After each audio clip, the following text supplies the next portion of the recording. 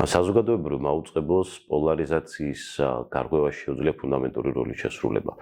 არა მარტო შეუძლია, არამედ ვალდებული არის, რომ ეს როლი შეასრულოს. საზოგადოებრივ მაუწყებლოს შეუძლია გახსნას ღია სადისკუსიო სივრცეები.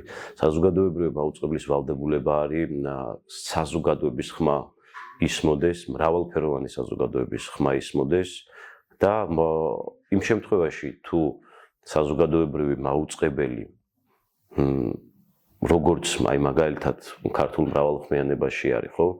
მსოფლიოში უნიკალური არის ქართული მრავალხმიანება, ქართული პოლიფონია, აი ასეთივე მრავალხმიანება უნდა ჟღერდეს მაუწყებლოში.